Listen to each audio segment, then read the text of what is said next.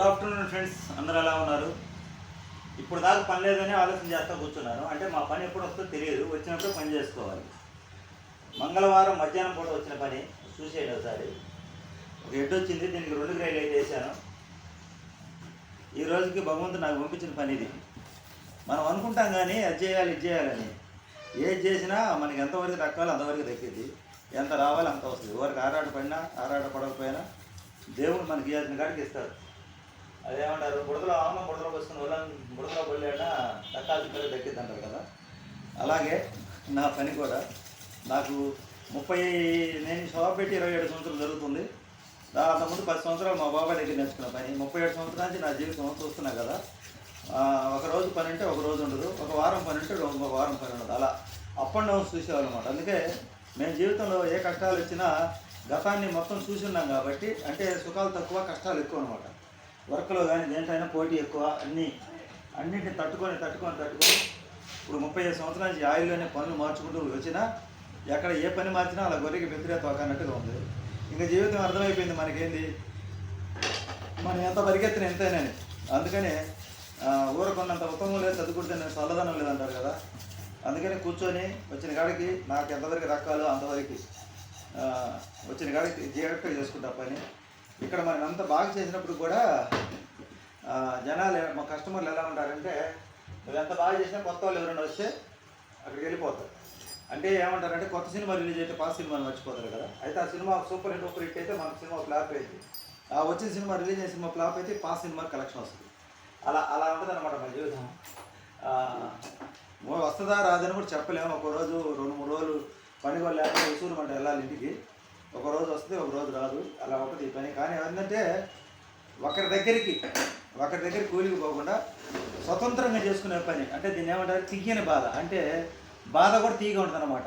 వచ్చిన కాడికి వచ్చిన ఆ పని కోసం ఎదురు చూసి ఇంటికి భోజనానికి వెళ్ళే టైంలో పని వస్తే అమ్మయ్య వచ్చింది అనుకుంటాం. కానీ టయానికి అయితే మటుకు భోజనం చేయలేమండి ఈ పని వల్ల. ఎప్పుడు కూడా లేటుగానే చేయాల్సి వస్తుంది భోజనం. దానివల్ల కొంచెం గ్యాస్ ట్రబుల్స్ అవి వస్తుంటాయి, డీజిల్ వర్క్ కాబట్టి. ఇదంతా కార్బన్ మసి అంతా ఉంటుంది కదా, ఇంత క్లీన్ చేసేటప్పుడు ఆ దుమ్ము దూలికి లేట్ అయ్యారు గ్యాస్ ఫామ్ అవుతుంది. ఈ ఆయిల్ వాసనకి గ్యాస్ ఫామ్ అవుతుంది మనకి. అయినప్పుడు కూడా ఏంటంటే చెప్పేది, కష్టమైన తీగా ఉంటుంది. తీయని బాధ అంటారు కదా, తీయని బాధ లాంటిది ఇది. బాధ కూడా తీపే. మనం స్వతంత్రం చేసుకున్న పని దీంట్లో. అందుకని ఈ పనుల్లోంచి వదిలిపెట్టి పోలేదు ఎవరు కూడా. స్వతంత్ర వృత్తులు నష్టపరిచినా లాభపరిచినా వాటిని వదులుకోవడానికి ఇష్టపడరు అన్నమాట. ఎందుకంటే మనం సాయంత్రం దాకా కూర్చొని ఇంటికి వెళ్ళే టైంలో ఏదైనా పని తగిలినా ఆ రోజు మనకి మన ఖర్చులకు వచ్చేస్తాయి.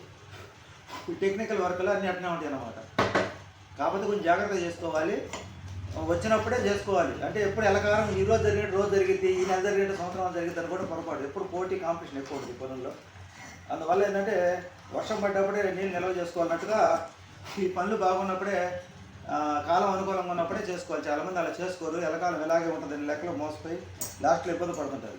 ఎన్ని అనుకూలంగా ఉన్నప్పుడే ఆర్డీలు, ఇన్సూరెన్స్లు అట్లా పొదుపోట్లు కట్టుకుంటే మన కష్టకాలంలో పనులు అయినప్పుడు అవి ఉపయోగం అక్కడికి వస్తాయి అన్నమాట. ఆ సూత్రాన్ని పాటించే నేను ఈ కష్టకాలాన్ని తక్కువ నిలబడగలుగుతున్నాను. మనం ఒక్కసారిగా పొదుపు చేయలేం కాబట్టి ఇన్స్టాల్మెంట్ ప్రకారంగా నెలకు 1000-2000 అట్లా పోస్ట్ ఆఫీసులు ఆర్డీ కట్టుకోవడం, బ్యాంకులు కట్టుకోవడం, అట్లా ఎల్ఐసీలు కట్టుకోవడం, సంవత్సరానికి 15,000, 20,000, ఒక 25,000 మినిమం. నెలకు 2,000 రూపాయలైనా పొదుపు చేసుకోగలిగితే మన వయసుతో పాటు అవి కూడా పెరుగుతాయి కాబట్టి ఇతర కష్టకాలంలో మనకు అక్కడికి వస్తాయి అన్నమాట. నేను అలా చేయబట్టే ఈరోజు ఇంత కష్టాల్లో కూడా కాస్త కూస్తో నిలబడగలుగుతున్నా అంటే దానివల్లే. అందుకని నేను వర్క్ చేసే వాళ్ళందరూ చెప్తున్నా, ఒక్కోసారి విపరీతంగా వస్తుంది దీంట్లో డబ్బులు. ఈ పనిలో అవి ఎల్లకాలం అలాగే ఉండే భ్రమంలో బతికి అలవాటు చేసుకొని మోసపోతుంటారు. ఎల్లకాలం ఇలాగే ఉండదు పని వర్క్ చేసేవాళ్ళకి. ఎందుకంటే మనలాంటి వాడు ఇంకోటి వచ్చి పెట్టినప్పుడు మన పని పెరగదు. పంచుకోవాలి పనిని ఎప్పుడైతే పంచుకోవడం మొదలు పెడతామో పని తగ్గిపోయింది. రెంట్లు అయితే ఆ రెంట్లు తగ్గవు కదా, రెంట్లు పెరుగుతూనే ఉంటాయి సంవత్సరం. అప్పుడు మనం రేట్లు పెంచుకోవడానికి ఉండదు, ఉన్న రేట్లే తగ్గించుకొని కన్స్ట్రక్షన్లు చేసుకోవాల్సి వస్తుంది. అందుకని కాలం అనుకూలంగా ఉన్నప్పుడే గాలి తోలినప్పుడే తూర్పాలు పట్టుకుంటారు కదా పెద్దవాళ్ళు. గాలి తోలినప్పుడే తూర్పాలు పెట్టుకోవడం మంచిది. ఇది ఈరోజు నాకు మంగళవారం వచ్చిన పని. ఏదో నాకు తెలిసిన చెబుతున్న నా అనుభవం ప్రకారం. అంటే మాలాంటి వర్కర్లకి చిన్న జీవితాలు, మధ్యతరగతి వాళ్ళకి ఉపయోగపడతాయి ఈ మాటలు. అంటే మన దగ్గర ఎక్కువ అమౌంట్ పొదుపు చేయలేకపోయినా వర్షం నీళ్ళు చుక్క బింది నిండినట్టుగా మనకు తక్కువ వర్షంలో కూడా అలాగే మనం పొదుపు చేసుకోవడం కానీ నేర్చుకుంటే ఇలాంటి వృత్తిలో ఉండే ఎవరైనా జీవితం అదుపు తప్పకుండా ఉంటుంది. పొదుపు చేసుకోవడం నేర్చుకుంటే జీవితం అదుపు తప్పకుండా ఉంటుంది. కాలం అనుకూలమైనప్పుడు ఇలాంటి చిన్న చిన్న వృత్తులు చేసేవాళ్ళు కాలం ఎప్పుడు ఒక రకంగా నడవదు. కాలం అనుకూలమైన 10 రూపాయలు ఏదో ఒకటిలో కట్టుకొని పొదుపు చేసుకోండి. కాలం వ్యతిరేకం ఉన్నప్పుడు ఖర్చు పెట్టుకుంటామంటే మళ్ళీ మన పని మనకు వస్తుంది. దాని టైం పట్టి ఈ లోపల తట్టుకొని నిలబడాలి కదా. అందుకోసం ఎక్కువ ఇలాంటి అప్ అండ్ డౌన్ వృత్తుల్లో పనిచేసే వాళ్ళకి పొదుపు అవసరం. ఇది మంగళవారం మధ్యాహ్నం వచ్చిన పని. మా వీడియో నచ్చితే లైక్ చేయండి, షేర్ చేయండి, సబ్స్క్రైబ్ చేయండి, సపోర్ట్ చేయండి. Thank you friends. Bye bye అందరికీ కూడా.